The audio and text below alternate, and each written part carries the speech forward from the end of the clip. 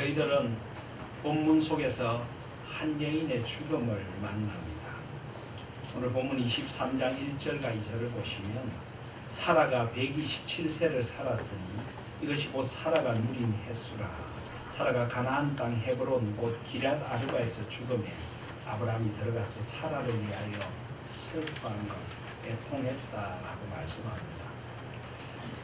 아브라함의 부인 사라가 죽은 것입니다. 사라는 참 믿음의 조상 아브라함만큼, 아니 어쩌면 아브라함보다 더 모진 세월을 살면서 파란만장한 한 생을 살았던 여인입니다. 원래 아브라함의 이복 누이였습니다. 배다른 동생이었고요.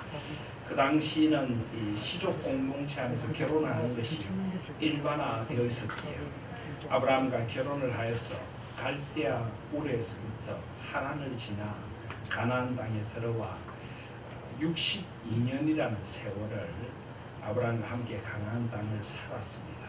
아브라함이 75세에 가나안 땅에 들어왔으니 사라는 10살 아브라함보다 아래이기에 65세에 가나안 땅에 아브라함과 함께 왔을 것이고 62년의 세월, 거의 반평생을 하나님의 약속을 믿고 그 믿음 하나로 이 가나안 땅을 살았던 여인이 사라였습니다.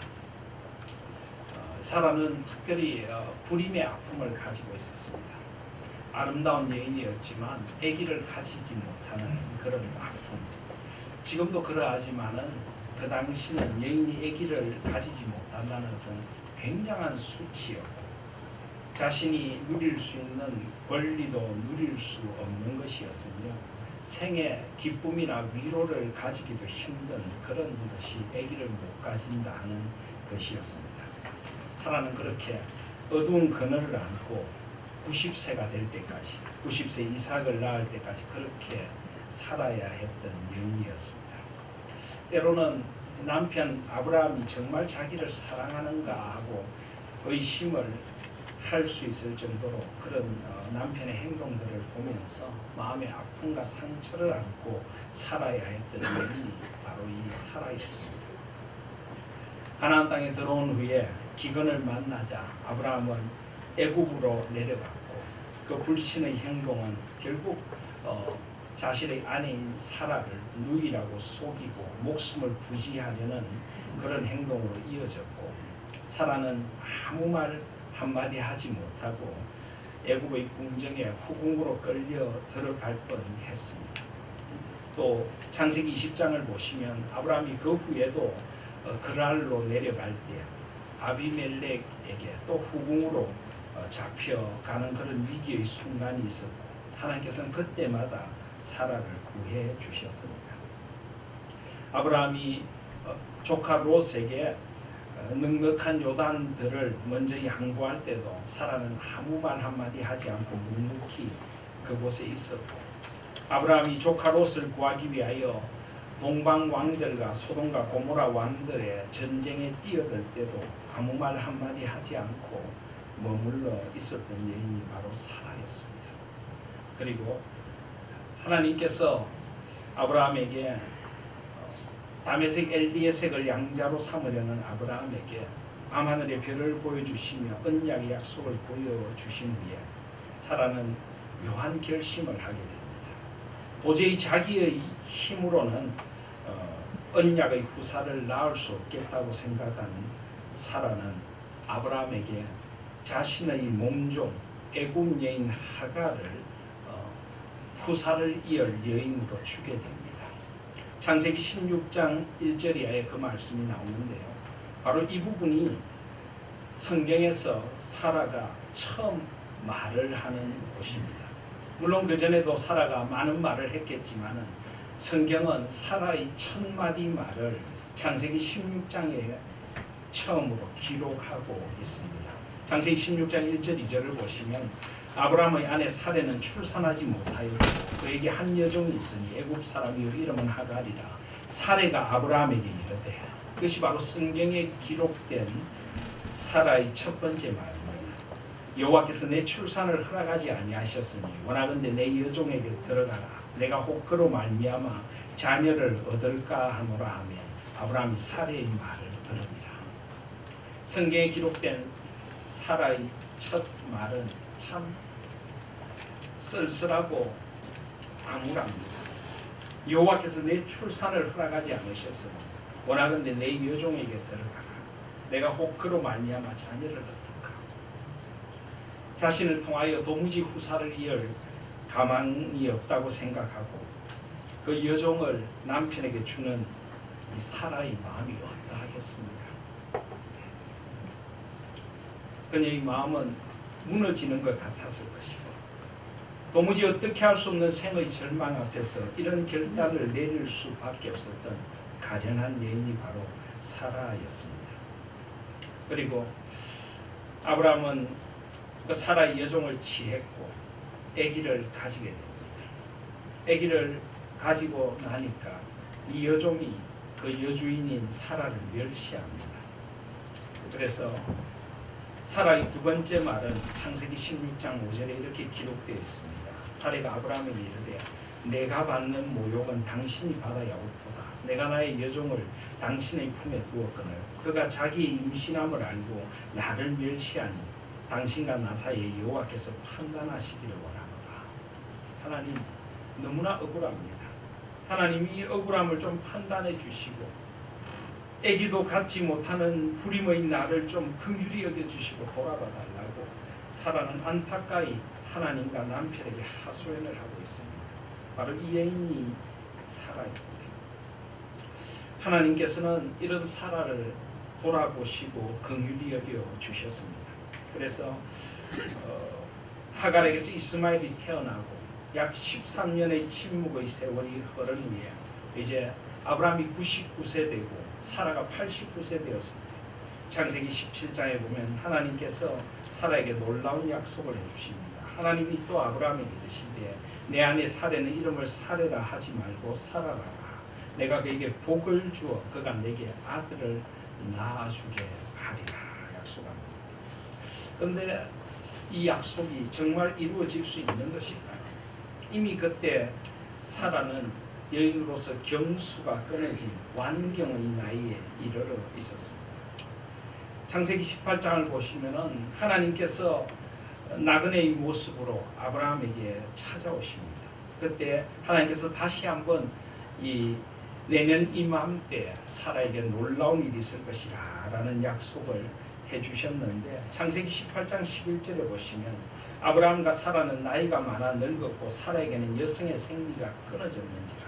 사라가 속으로 웃고 이르되 내가 노쇠하였고 내 주인도 늙었으니 내게 무슨 즐거움이 있으리요. 아무런 즐거움이 없다고 하나님의 약속에 대하여 실소를 날린 여인이 바로 이 사라였던 것입니다. 그러나 하나님께서는 이 사라에게 정말 놀라운 일을 행해 주셨고 이 사라를 활짝 웃게 해주시는 기적과 같은 일이 그에게 일어났습니다. 그런데 또 이삭이 서너 살 되어 젖될 때가 되었습니다.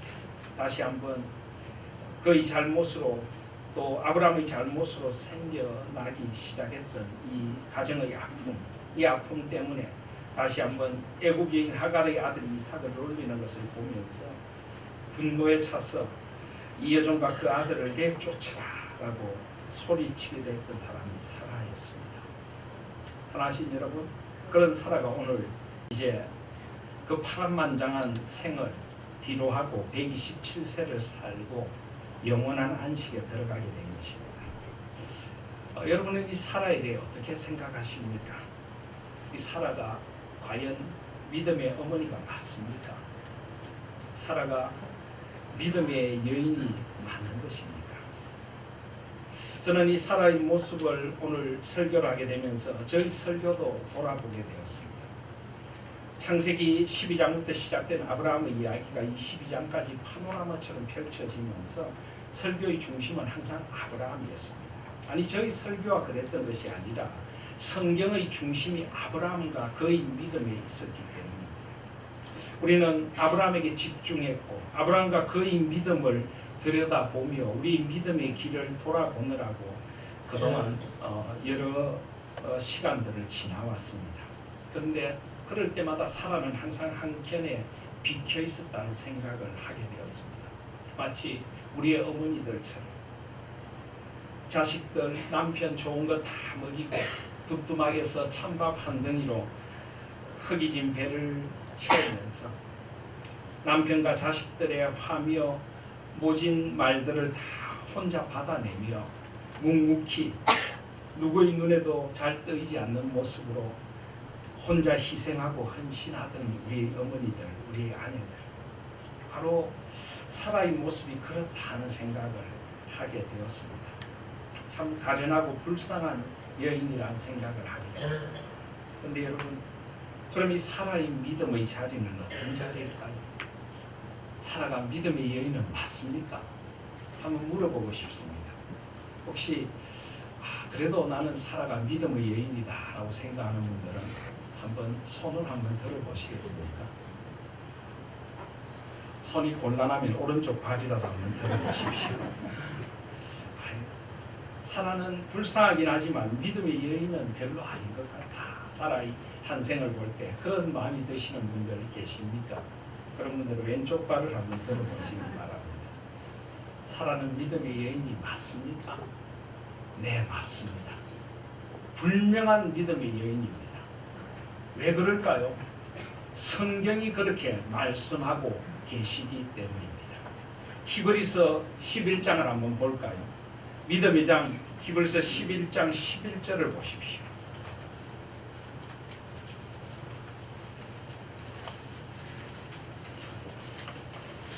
성경은 분명히 말씀합니다. 히브리서 11장 11절을 보시면 믿음으로 사라 자신도 나이가 많아 단산하였으나 잉태할 수 있는 힘을 얻었으니 이는 약속하신 이를 미쁘신 줄 알았습니다.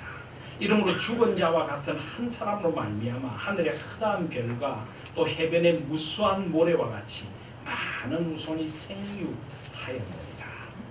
사라가 믿음의 여인인 것은 성경이 증거하는 것입니다.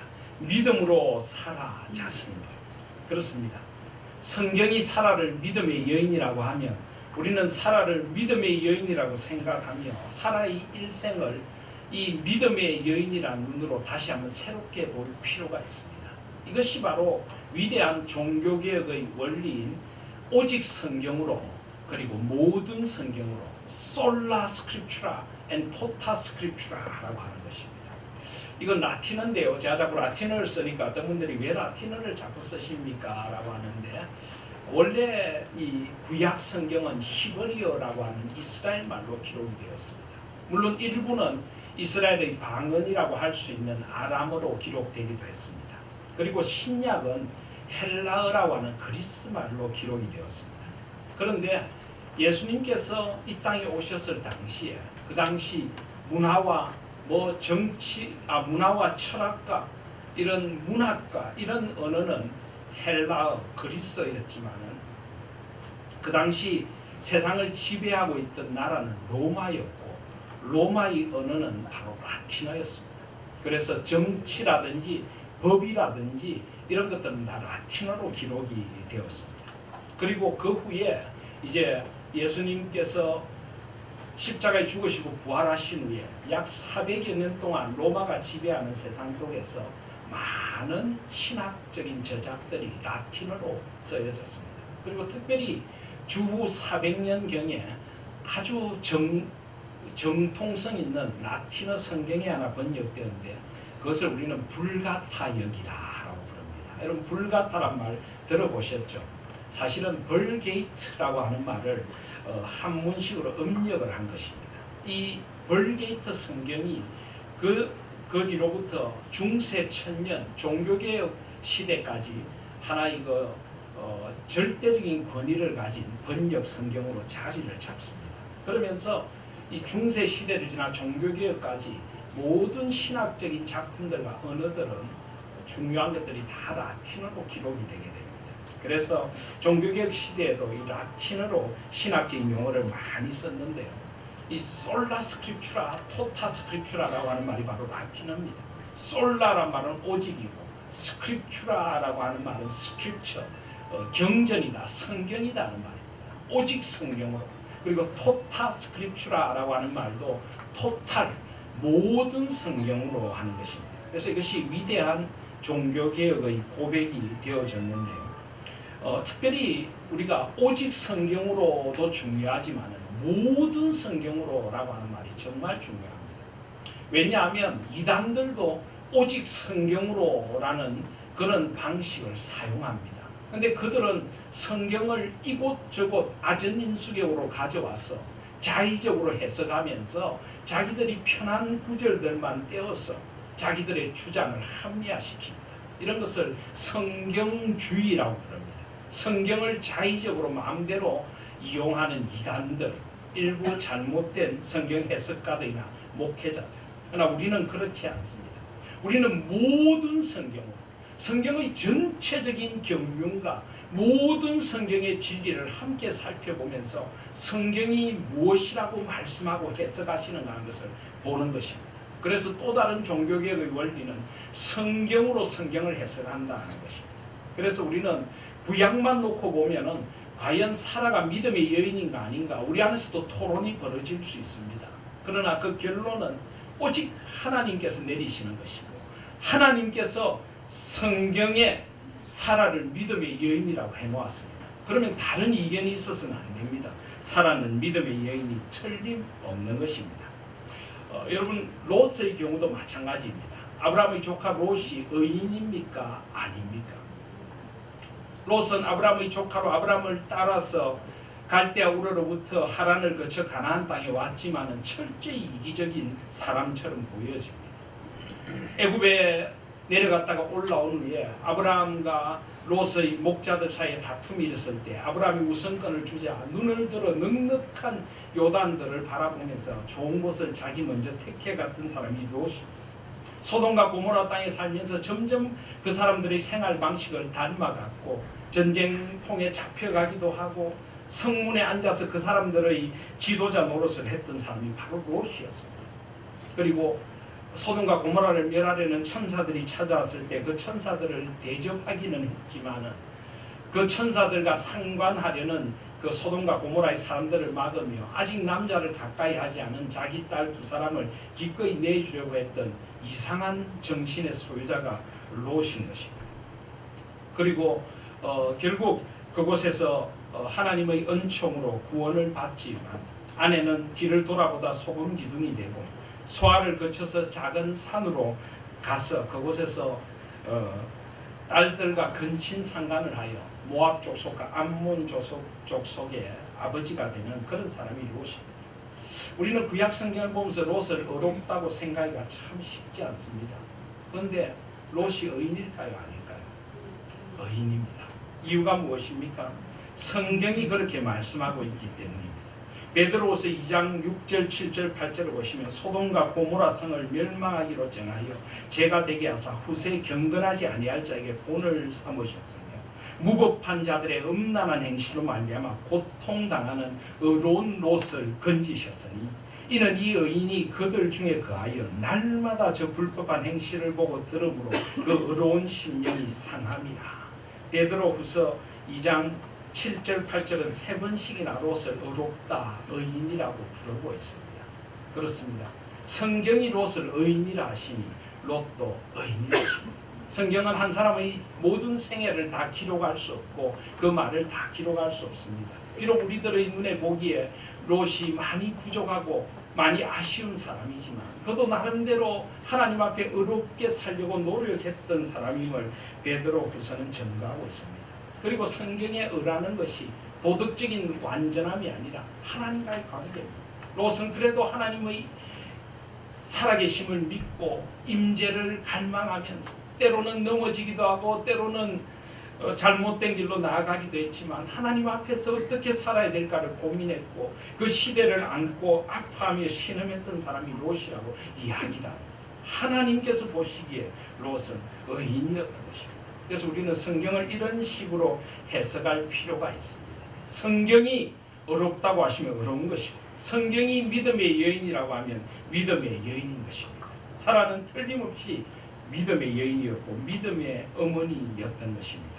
그렇다면 믿음의 눈으로 사라의 생애를 우리는 새롭게 봐야 될 필요가 있습니다.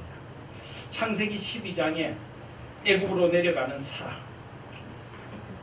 애굽 왕의 후궁으로 팔려가면서도 한마디 말도 하지 않는 사라. 과연 그 사라를 우리는 어떻게 봐야 할까요? 그 속에서 어쩌면 사라의 믿음이 작용했는지도 모른다는 생각을 새롭게 하게 됩니다. 끝까지 자기를 희생해서라도 남편과 그 가족들을, 그 함께한 식솔들을 지키려는 그 마음, 그리고 마지막까지 살아계신 하나님께서 나를 보호해 주시고 지켜주실 것이라는 그 믿음의 끈을 놓지 않았던 여인이 사라는 아닐까요? 롯에게 그 넉넉한 땅을 양보하는 남편을 묵묵히 지지하던 믿음의 여인, 남편이 전쟁에 뛰어드는 그 와중에도 믿음으로 하나님만 의지하며 뛰어드는 그 전쟁의 한켠에서 눈물로 기도하던 여인이 사라가 아닐까요? 성경은 다 기록하고 있지 않지만 사라도 믿음의 여인이고 그 고통의 시간들을 지나면서 함께 아브라함과 믿음의 동력자로 한 생을 걸어갔던 여인이라고 성경은 분명히 증거하고 있는 것입니다. 우리는 이 사라를 새롭게 볼 필요가 있다는 생각을 하게 됩니다. 여러분, 그렇지만 사라도 아브라함처럼 때로는 믿음의 길에서 실족하기도 하고 때로는 퇴보하기도 했습니다. 어쩔 수 없이 아무리 믿음의 조상이며 믿음의 어머니라고 할지라도 그들은 연약한 인간이었고 하나님께서는 그들의 믿음을 하나하나 연단시키시며 마치 질그릇을 빚으시듯이 빚어 가신 것입니다. 언제 여러분 이 사라가 든든한 믿음의 사람으로 서게 되었을까요? 그것은 하나님의 기적을 체험하면서부터였을 것입니다. 히브리서 11장 말씀처럼 믿음으로 사라 자신도 나이가 많아 단산하였으나 잉태할 수 있는 힘을 얻었으니 이는 약속하신 이를 믿으신 줄 알았습니다. 사라가 89세 되었을 때 창세기 17장에 보시면 하나님께서 아브라함에게 찾아오셔서 아브라함과 언약을 맺으시고 그리고 헷불 언약 속에서 할례를 행하게 하실 때 하나님께서 아브라함의 이름을 바꿔주시고 사라의 이름을 바꿔주십니다. 창세기 17장 15절 16절을 다시 한번 보시면 하나님이 또 아브라함에게 이르시되 내 아내 사레는 이름을 사레라 하지 말고 사라라 하라. 내가 그에게 복을 주어 그가 내게 아들을 낳아주게 하며 내가 그에게 복을 주어 그를 여러 민족의 어머니가 되게 하리니 민족의 여러 왕이 그에게서 나리라. 사라도 연약한 여인이었지만 하나님께서 그 사라를 기억하시고 사라의 연약한 믿음이었지만 그 믿음을 하나님께서 복되다 하시며 사라의 이름 사레를 사라로 바꾸어 주신 것입니다. 사레는 공주 이런 뜻을 가지고 있습니다. 어쩌면 공주처럼 살았을지 모르는 아름다운 사레. 그러나 그 아름다움이 오히려 위험한 요소가 되기도 했던 그 사레. 그를 이제는 공주가 아니라 귀부인, 믿음의 어머니, 열국의 어머니, 왕후와 같은 사라로 하나님께서 바꿔주신 것입니다. 사례는 여전히 부족하지만 하나님은 사례를 사라로 기대하시고 그에게 복을 주겠다. 아들을 낳아주겠다. 여러 민족의 어머니가 되게 하겠다. 이 말을 아브라함을 통해서 들으면서 사라는 가슴이 벅차오는 것을 느꼈을 것입니다. 정말 이런 일이 나에게 벌어질까? 물론 창세기 18장을 가시면 다시 한번 사라는 웃습니다. 이미 생리, 경수가 끊어졌고 완경에 이르러서 속으로 웃으며 내가 노쇠하였고 내 주인도 늙었으니 내게 무슨 즐거움이 있으리요. 그때 하나님께서 뭐라고 하십니까? 여호와께 능하지 못한 일이 있겠느냐? 기한이 이를 때 내게로 돌아오리니 사라에게 아들이 있으리라. 여호와께 능하지 못한 일이 있겠냐? 다시 한번 그 능하신 하나님을 바라보도록 만들어 주셨고 결국 이 약속대로 내년 이맘때 기한이 차서 사라는 아기를 낳게 됩니다. 아마 이후에 사라는 임신을 하게 되었을 것입니다. 여러분 임신을 했을 때 그 사라의 마음이 어땠을까요? 사라는 살아계신 하나님의 기적을 본 것입니다.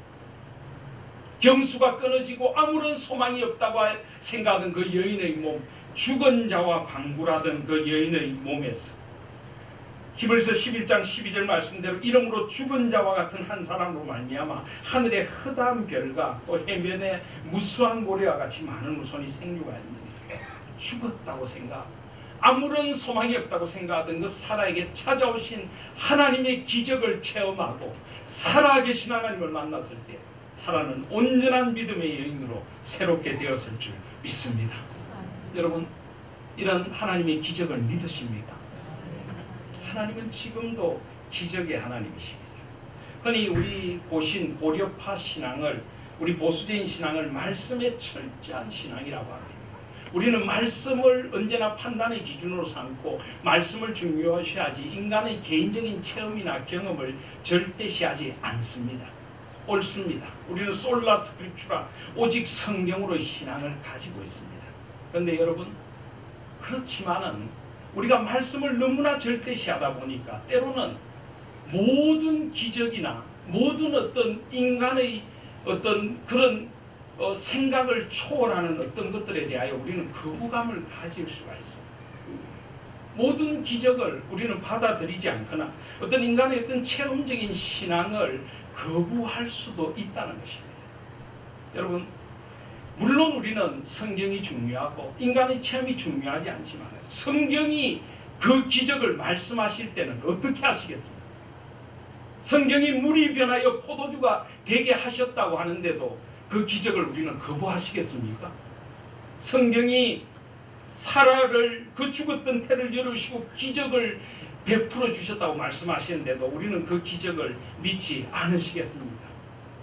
물론 하나님께서 사라에게 역사하시는 방식과 우리에게 역사하시는 방식, 가나 혼인잔치에서 예수님께서 하신 방식과 우리 삶에 하시는 방식은 다를 것입니다. 그러나 여전히 하나님은 살아계시고 전지전능하시며 인간의 경험과 지식을 초월하여 기적의 역사를 이루시는 하나님이신 줄 믿습니다.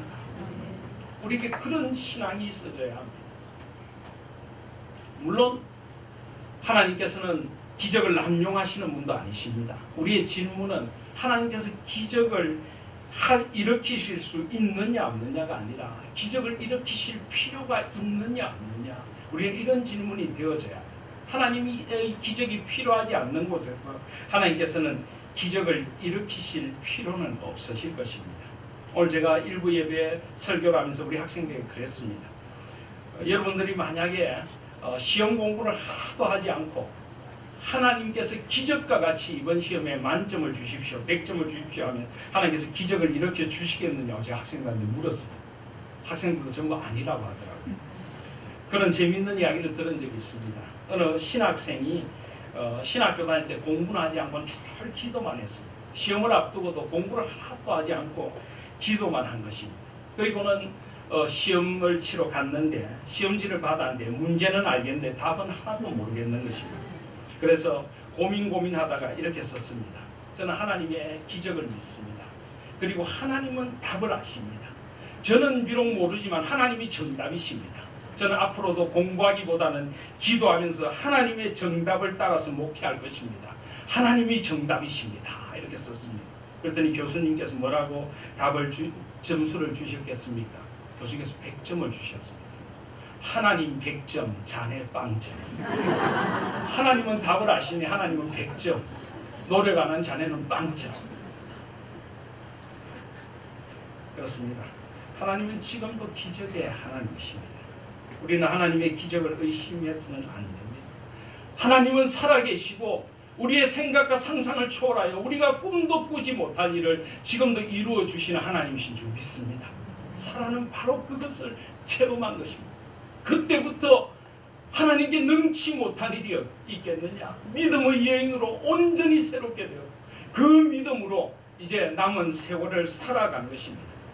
사라가 죽었을 때 이삭이 약 37세가 되었을 것입니다.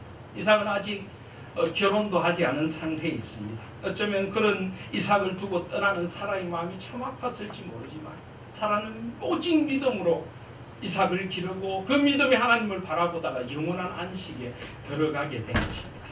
저는 지난주에 아브라함이 이삭을 제단에 바치는 창세기 22장 설교를 했는데요. 제가 이 설교를 준비하면서 저도 나름대로 일주일 동안 여러 주석들과 이 본문을 해석해 놓은 것, 목사님들의 설교 이런 것들을 많이 참고를 합니다. 그런데 한결같이 이 설교들이 이렇게 전개가 되더라고요.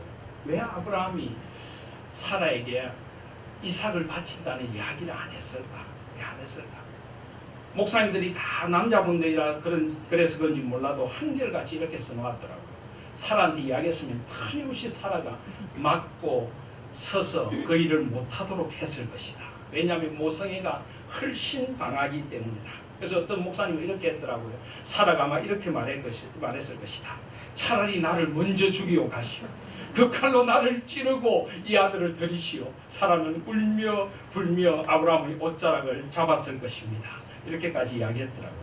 저도 어느 정도 동의가 됐습니다. 아, 모성이 강하니까 그럴 수 있겠다. 그래서 제가 지난주 설교 때 이야기를 할까 하다가 성경이 말씀하고 있지 않는 것을 설교 시간에 해서는 안 되겠다 생각하고 안 했습니다. 근데 제가 설교를 마치고 제 사무실로 가는데 갑자기 제 아내가 저에게 이런 말을 하는 것입니다. 이 본문을, 창세기 20장 본문을 쭉 읽는데 갑자기 제 아내의 마음에 뜨거운 어떤 것이 느껴지면서 가슴이 울컥하고 눈물이 솟더라는 것입니다. 그러면서 하나님, 만약에 제 아들을 드리라고 하시면 예, 저는 드리겠습니다. 그런 기도가 나오더라. 그런 이야기를 제 아내가 하는 것을 들었습니다. 그러다가 제가 갑자기 이런 생각을 했습니다. 우리 남자들이 여인의 믿음을 너무 과소평가합니다. 사라한테 물어봤느냐는 거죠. 물어봤느냐 요즘 그런 말을 하는데 과연 사라가 그렇게 아들을 드리지 못한다고 그렇게 했을 여인일까? 아니면 오히려 남자보다 더 담대한 믿음으로 하나님의 뜻이라면 드립시다라고 남편을 격려했을 수도 있지 않을까요? 남자 여러분 어떻게 생각하십니까? 여성 여러분 어떻게 생각하십니까? 히브리서 11장 35절에 보시면 이런 말씀이 있습니다. 여자들은 자기의 죽은 자들을 부활로 받아들이기도 하며 또 어떤 이들은 더 좋은 부활을 얻고자 하여 심한 고문을 받되 구차히 풀려나기를 원하지 아니하였습니다.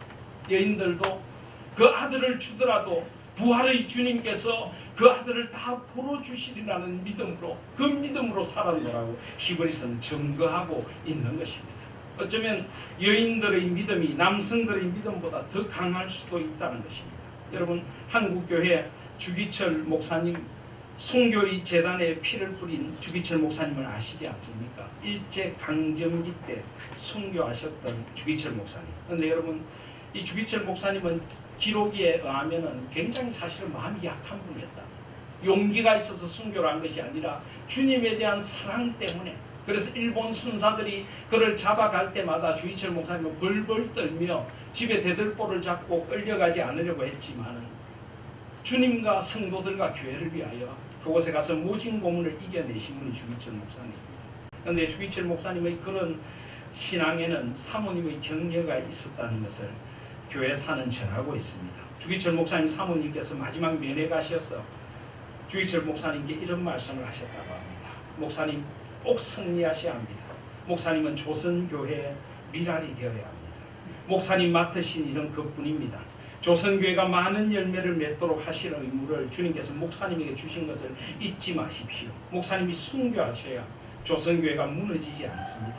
목사님이 순교하셔야 조선교회가 꿋꿋하게 서 있을 수 있습니다. 목사님은 살아서 이 붉은 벽돌 문 밖을 나오시면 안 됩니다. 사모님은 주기철 목사님께 이렇게 비장한 말씀을 드렸습니다. 이것이 쉬운 일일까요? 노모님을 모시고 여러 자녀들을 홀로 키워야 하고 이 암울한 일제강점기를 홀로 이겨내야 하는 그 주기철 목사님 사모님의 이 비장한 믿음의 고백. 목사님은 해답하듯 이렇게 대답하셨다고 합니다. 그렇소, 내 살아서 이 붉은 벽돌 밖을 나갈 것을 기대하지 않소. 나를 위해 기도해 주오.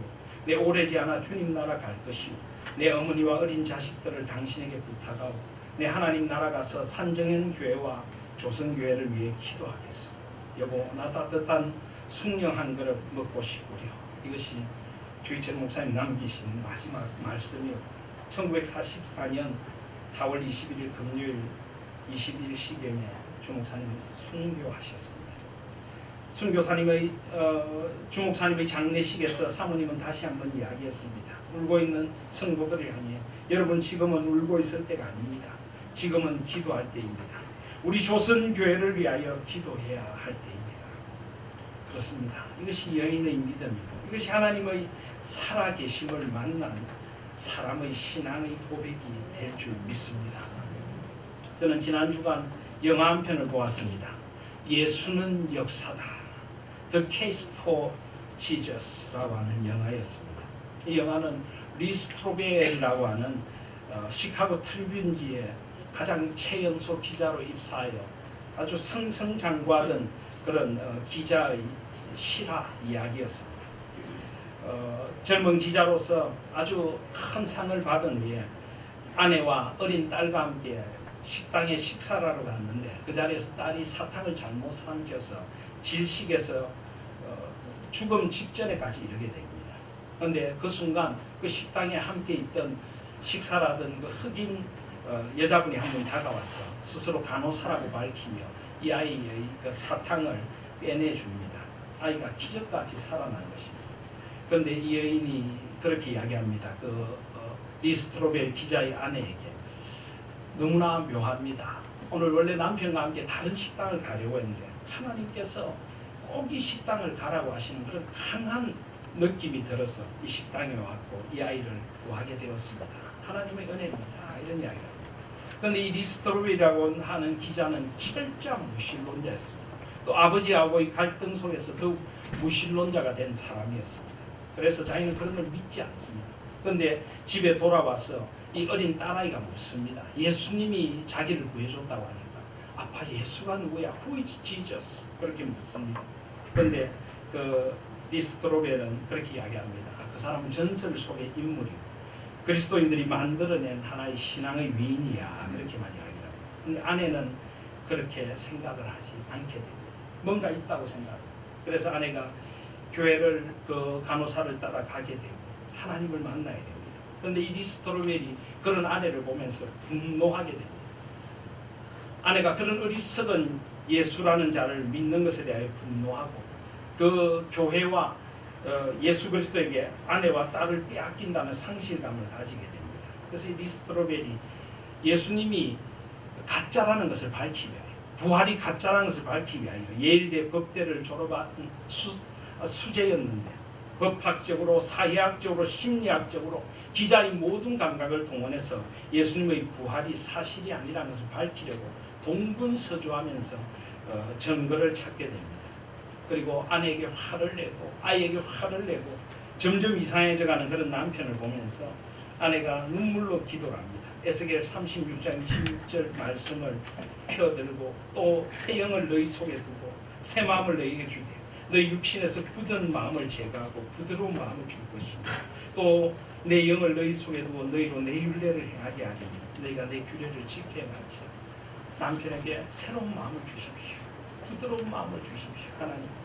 그런데 결국 이 리스트로벨이라고 하는 기자가 그 모든 증거를 수집하다가 예수님의 부활은 부정할 수 없는 역사적이고 과학적이고 심리학적이고 모든 사회학적인 사실이라는 것을 고백할 수밖에 없게 됩니다. 그래서 결국 하나님 앞에 무릎을 꿇고 눈물로 기도를 합니다. 당신이 이기셨습니다. 당신이 살아계셨군요. 그 리스트로벨은 지금 미국에서 목회를 하고 신학교에서 교수로 학생들을 가르치고 그 자녀들도 목회를 하고 신학자가 되어서 함께 하나님 나라를 섬기고 있습니다. 하나님은 살아계십니다. 하나님의 이 역사를 사라가 만나게 되었고 그가 127세를 살다가 이제 하나님 품에 가게 됩니다. 사라는 믿음으로 한 생을 살았고 믿부신 하나님을 바라보며 살다가 믿음의 자질을 영원한 소망을 두고 떠나게 된 것입니다. 아브라함의 울음을 우리는 만납니다. 23장 2절에 보시면 사라가 가나안 땅 헤브론 곧 기럇 아르바에서 죽음에 아브라함이 들어와서 사라를 위하여 슬퍼하며 애통하다가 여러분 이 사라의 이 죽음을 두고 애통하고 있는 아브라함 여러분 아브라함과 사라 사이에는 어떤 사랑이 있었을까요? 우리는 잘못하면은 이 아브라함과 사라 사이의 사랑도 의심할 수가 있습니다. 그런데 사라는 비록 남편이 실수하고 넘어지기도 했지만 끝까지 아브라함을 사랑하고 존중하고 믿음의 길을 함께 걸었음을 알 수가 있습니다. 지난주에 우리가 살펴본 창세기 22장에 아브라함이 이삭을 드리는 장면을 제가 시간 관계상 자세히 설명을 못했는데요. 가만히 보면 이것은 이삭의 도움이 없이는 불가능한 것입니다. 그 번제에 쓸 나무짐을 이삭이 지고 올라간 것이나 그 큰 제단을 쌓을 때 120세가 가까운 노령의 아브라함이 어떻게 그 제단을 홀로 쌓겠습니까? 돌로. 이삭이 도와주어야 가능한 것입니다. 그리고 이제 10대 후반 20대 정도가 되었을 그 큰 이삭을 아브라함이 들어서 번제단 위에 올려놓는 것도 불가능한 것입니다. 이삭이 스스로 걸어서 올라갔을 것입니다. 그런데 어떻게 이삭이 그런 아버지의 뜻에 순종하는 아들이 되었을까요? 저는 거기에 사라의 눈물의 기도가 있었고 사라의 믿음의 가르침이 있었다고 생각을 합니다. 만약에 사라가 그 남편을 늘 욕하고 비방하는 사람이었다면 이삭이 그럴 수가 있었을까요? 이삭을 볼 때마다 너네 아버지 믿을 자가 못 된다. 애굽에 내려가서도 나를 파는 사람이다. 저 사람 무슨 믿음 언약하고 돌아다니지만은 저 사람 믿을 사람 못 된다. 만약에 자식에게 늘 그런 말을 했다면 이삭이 그런 순종을 보여주었겠습니까? 사라는 비록 아브라함이 부족하지만은 아브라함을 정말 하나님 주신 남편으로 존중하며 주님처럼 여겼습니다. 증거가 있습니까? 있습니다. 베드로전서 3장 5절을 보시면 전에 하나님께 소망을 두었던 거룩한 부녀들도 이와 같이 자기 남편에게 순종함으로 자기를 단장하였나니 사라가 아브라함을 주라 칭하여 순종한 것 같이 너희는 선을 행하고 아무 두려운 일에도 놀라지 아니하면 그의 딸이 된 것입니다. 물론 아브라함을 주라고 했다는 것은 주님처럼 생각했다는 것이 아니라 하나님 주신 가장으로 믿음의 가장으로 하나님 주신 가정의 창조 질서를 존중하며 그렇게 믿음의 가정을 세워갔던 사람이 사라였음을 증거합니다.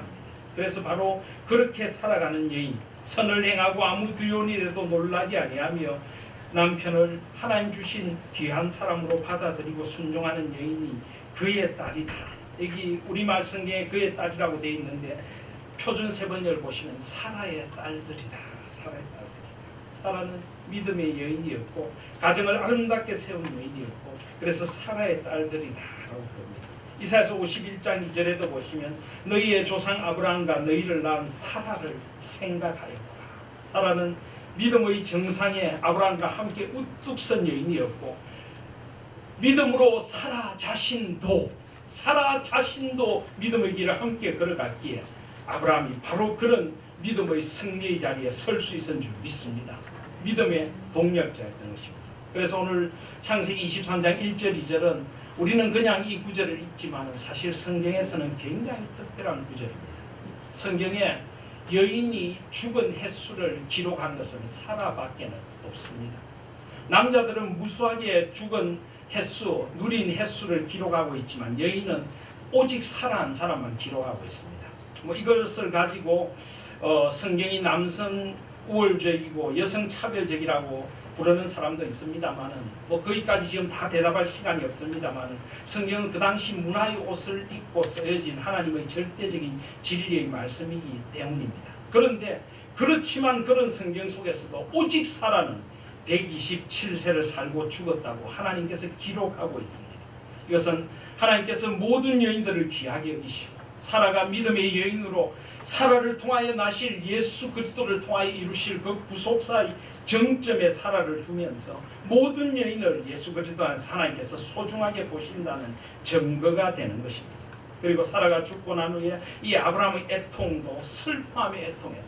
성경의 슬픔의 모든 용어들이 다 동원이 됩니다. 그리고 사라가 어디에 묻혔다는 것도 성경에서는 아주 특별하게 여인의 묻힌 자리를 기록하고 있는 것입니다. 그리고 23장 전체를 보시면 아브라함은 해쪽 소에게 이 사라를 묻을 막벨라 굴을 살려고 아주 무진 노력을 하고 결국 이 굴을 사게 됩니다. 사실 그 당시는 땅을 아무에게나 팔지 않습니다. 이 해쪽 속들이 아브라함을 당신을 하나님의 지도자라고 존중을 했고 당신에게 아내를 묻을 묘지를 주겠다고 했지만 팔지는 않으려고 합니다. 그런데 아브라함은 끊임없이 이 땅을 사려고 하고 결국 이 땅을 돈을 주고 사게 됩니다. 그것도 아주 비싼 바가지를 쓰면서까지 이 땅을 사게 됩니다. 그 이유가 무엇일까? 하나님의 언약의 약속을 붙들고 싶었습니다.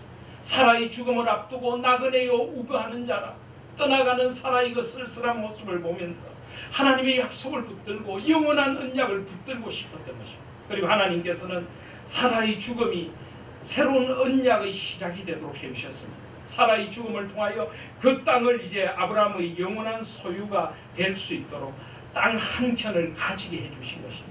하나님은 우리의 삶을 통해서도 말씀하시지만 죽음을 통해서도 말씀하시는 줄 믿습니다. 성도의 죽음은 아름다운 것입니다. 죽음은 아름다운 것을 남기고 떠나는 것입니다. 살아는 그렇게 아름다운 믿음의 유산을 남기고 떠나가는 것입니다. 사랑하시는 성도 여러분, 오늘 살아의 믿음을 통하여서 우리의 믿음의 자리를 다시 한번 돌아보시길 바랍니다. 아브라함에게는 한평생 믿음의 동력자요 끝까지 믿어주고 함께 해주었던 사라가 있었기에 그 믿음의 길을 걸어갈 수 있습니다. 사라도 아브라함과 함께 믿음의 길을 걸어가며 저 영원한 본향을 사모하며 걸어갔던 것입니다. 사라의 죽음을 기록하고 있는 히브리서 11장 11절 12절 후에 13절은 이렇게 이어집니다. 이 사람들은 다 믿음을 따라 죽었으며 약속을 받지 못하였으니 그것들을 멀리서 보고 환영하며 땅에서는 외국인과 나그네임을 증언하였으니 그들이 이같이 말한 것은 자기들이 본향 찾는 자임을 나타냅니다. 그들이 나온 바 본향을 생각하였다면 돌아갈 기회가 있었으려니와 그들이 이제는 더 나은 본향을 사모하니 곧 하늘에 있는 것이다. 이러므로 하나님이 그들의 하나님이라 일컬음 받으심을 부끄러워하지 아니하시고 그들을 위하여 한 성을 예비하셨느니라. 저 본향을 위하여 함께 손잡고 가는 사람들이 우리의 믿음의 배우자들이고 믿음의 동력자들입니다. 더 믿어주고 더 축복해주고 더 위로해주고 더 격려해주며 함께 믿음의 길을 걸어가시지 않겠습니까? 더 소중히 여기고 아브라함의 이 해안에 찬 울음에는 사라에 대한 미안함도 짙게 깔려 있을 것입니다. 이런 슬픔과 애통이 아니라 그 위로와 소망으로 사랑하는 이를 보낼 수 있도록 또 사랑하는 이와 함께 주님 앞에 함께 갈 수 있도록 저희들 더 믿음의 동력자로 함께 살아가시고 우리 하나님의 온 성도들이 이런 아름다운 믿음의 동력자가 되어 저 영원한 본향을 향해 함께 나아가시는 저와 여러분들 되시기를 주님의 이름으로 축복드립니다.